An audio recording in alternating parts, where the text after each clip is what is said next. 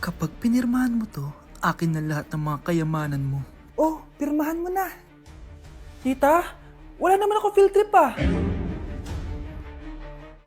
Hindi pa ba sinasabi ng teacher niyo na may field trip kayo? Anak, okay lang. Pipirmahan ko na to para makasali ka sa field trip niyo.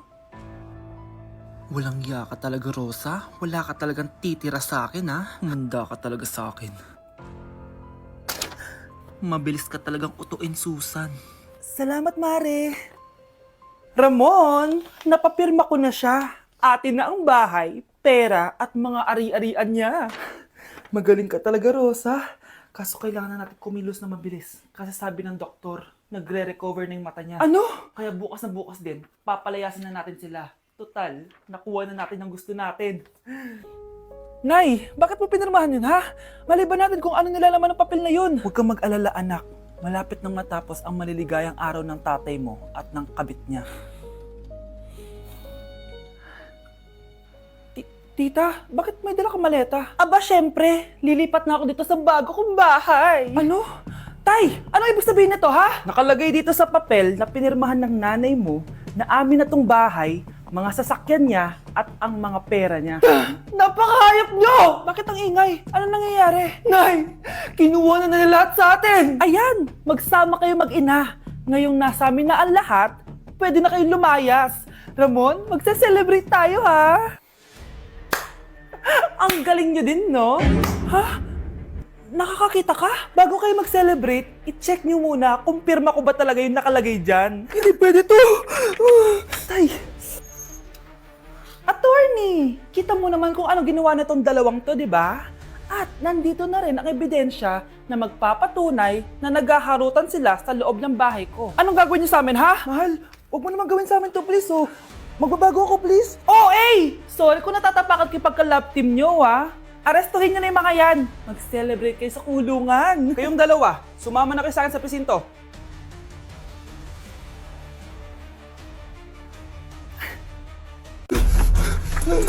Ano nangyayari? Sino to? Ano to? Hoy! Takuri ba to? Ba't ang dumi? Ba't gumagalaw?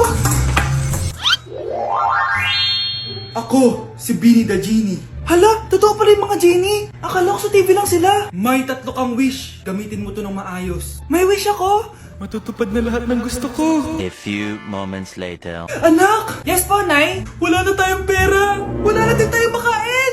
Ha? Di ko na alam gagawin ko. Wait lang, Nay. Wish ko, sana maging mayaman ako. Your wish is my command. Oh, gamitin mo to. May laman tong $1 billion. Mayaman na ako! Nay, huwag ka mag-alala. Eto, 100 million pesos para sa'yo. 100 million pesos? Thank you, anak! Ang yaman ko na! Nabili ko na lahat ng gusto ko! 1 hour later. Ang boring naman. Mayaman nga ako. Wala naman akong kaibigan. Wish ko, sana maging sikat ako. Your wish is my command. Sino yun? Sir! Ano po masasabi niyo na ikaw ang pinakasikat na tao dito sa Pilipinas? Ako? Sikat? Nandito tayo ngayon live sa bahay ng pinakasikat na tao dito sa Pilipinas. Ang sayo naman! Babala, mag-ingat ka sa huling wish mo dahil... Sir, may tanong po ako. Sir, Ha? Hindi kita marinig!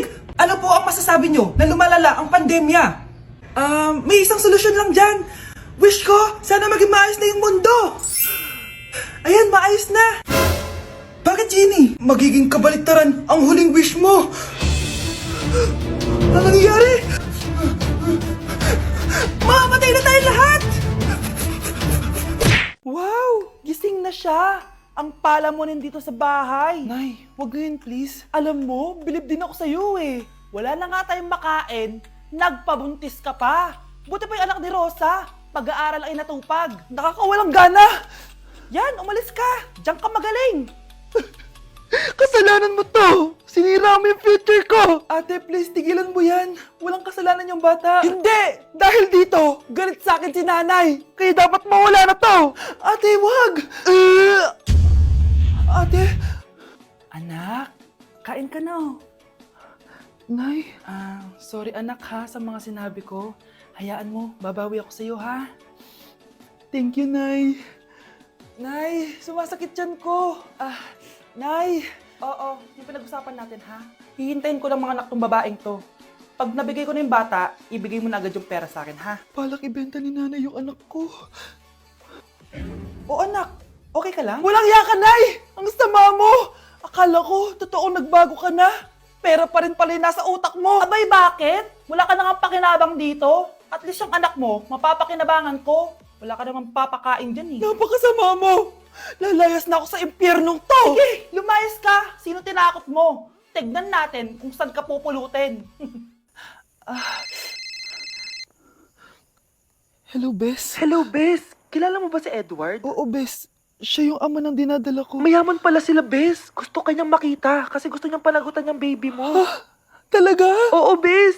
Ito na yun, Bes. Bes, hindi mo na kailangan magtiis na nanay mo. Hindi pwedeng anak ko lang ang makikinabang sa yaman ng lalaking yun. Dapat ako din. Hello po, ma'am. Ang ganda naman po ng bahay niyo. Sino yan, Nay? Hello po. Anak, ito nga pala si Bebang. Bagong katulong natin dito. Siguraduhin mo lang na magaling ka, ha? Dahil ayoko sa lahat, yung tatanga-tanga. Opo, ma'am. Ayusin ko po yung trabaho ko. Sige na, mag-umpisa ka na maglinis. Sige po. Di ko talaga gusto yung bago namin katulong dito. Nakakainis yung mukha niya. Ano yun? Ano ba yan? Unang araw pa lang dito, may nabasag ka na agad? Sorry po, ma'am. Tatanga-tanga kasi maglinis? Di mo ba alam ng 1,000 pesos ang isa niyan? Linisin mo na yan! At wala ka sweldo na 3 araw, ha? Dahil wala ka naman pambayad niyan. Ganito nyo pala tinrato ang nanay ko. Kumanda kayo. Bebang! Gawin mo nga ako ng kape. Ma'am, eto na po yung kape nyo. Ano ba yan? Bakit malamig na to? Gusto mo tapo ko to sa mukha mo, ha? Sorry po, ma'am. Gawin mo ulit ng bago. Baka na pang magawa ko sa'yo. Sige po, gagawa na lang po ako ulit ng bago. Pakatanga. Ma'am, eto na po yung mainit nyo pong kape. Sa susunod, huwag kang tatanga-tanga kung ayaw mo mawala ng trabaho. Bebang! Kuhaan mo nga ako ng tubig dito. Eto po, ma'am, yung tubig nyo. Dun ka na nga. Yung makita pagmumukha mo. Sakit ng tiyan ko!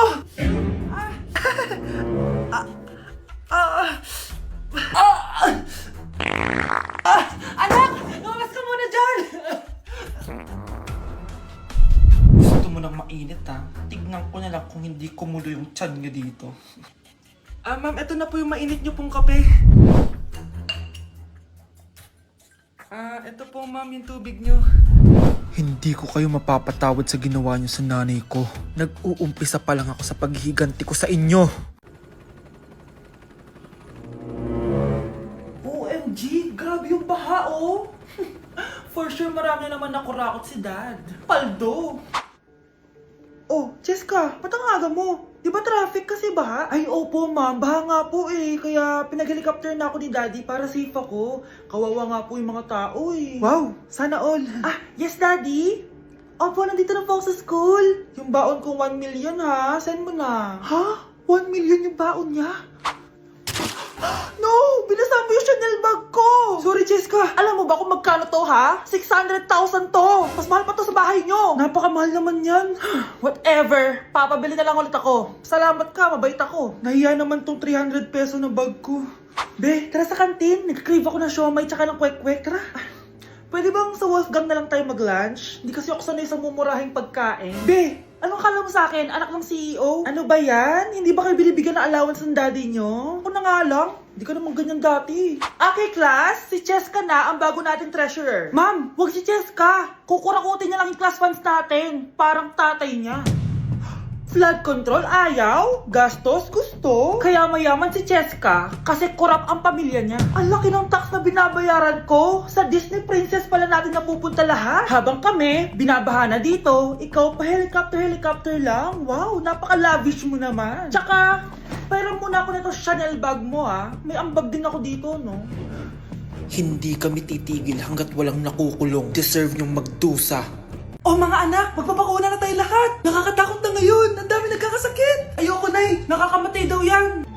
Pass muna ako, Nay. Natatakot po ako sa injection. Ako, Nay. Sa jowa ko na lang ako magpapabakuna. Di ba, babe? Ilang dose gusto mo, babe? Mga 1,000.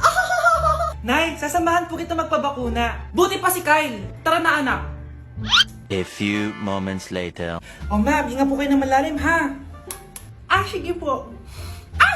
Ma'am, di pa po natutusok? Ay, wala pa ba? Sir, ready na ba kayo? Hingang malalim. Yan, okay na sir. Tapos na? 1 hour later. Mare, nabalitaan mo na ba? Bakit Mare? May kumakalat na may side effect daw yung mga bakuna. Ah, di totoo yan. Kakabakuna ko lang. Nay! Yes, anak? May kakaiba po ako nararamdaman. Yan ang ba sinasabi ko sa iyo, Mare? Mare, gumagalaw ang isipin ko. Anong nangyayari? Nay! Sit!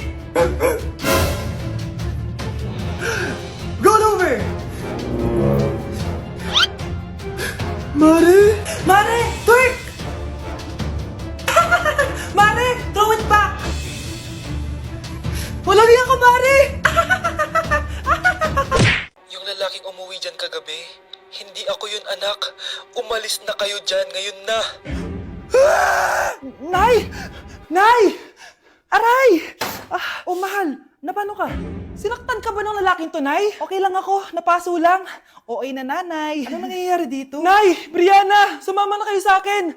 Sasaktan tayo ng lalaking to! Di natin alam baka mamamatay tao yan! Ate, anong sinasabi mo? Si tatay yan, oh. Hindi yan si tatay, Brianna! Nay! Sumama na lang kayo sa akin! Scarlett, ako to. Tatay mo. Ba't parang di mo ako kilala? Gutom lang yan, Scarlett. Tara na, kain na tayo.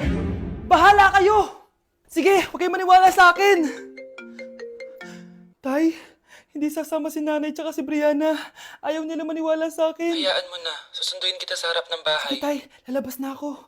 Sarap talaga ng luto mo, mahal. Tay, pagpasensyahan niyo na si Scarlett, ha? Palagi kasi nagpupuyat yun, kaya ganyan siya. Nasaan na ba yun? Huwag kang mag-alala, Scarlett. Safe ka sa akin. Tay, salamat. Niligtas mo ako sa kanya. Hawak ko na siya. Very good. Teka lang, bakit wala dito si Scarlett, mahal? Ah, pabalik na yun, mahal. Sige na, kumain ka na lang dyan. Ah, sige. Kain na tayo. Gaganti na ako sa mga panluloko mo sa abroad. Munda sa akin yung anak mo sa labas.